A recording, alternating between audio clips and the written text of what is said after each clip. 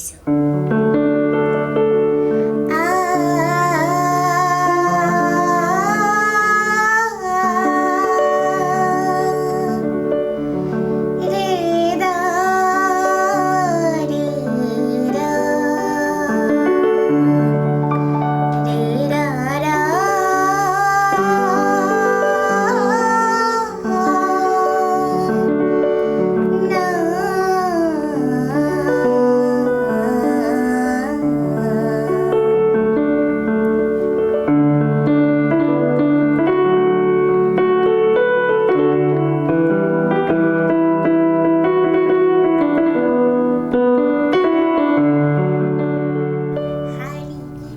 নমস্কাৰ, B17 বৰ্ণালী অসমলৈ মই বৰ্ণালীয়ে আপোনালোকক স্বাগতম জনাইছোঁ।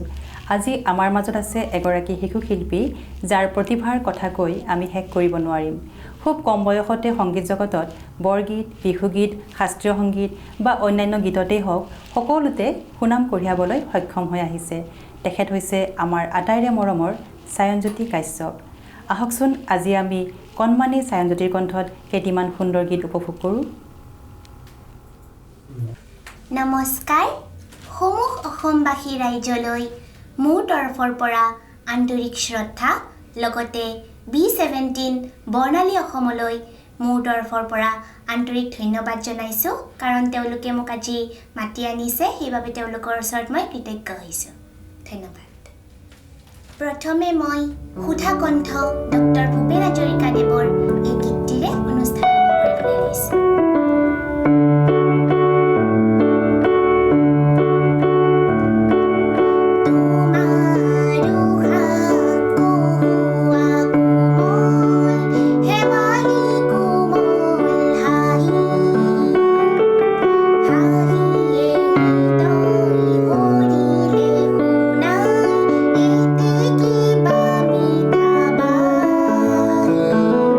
Ha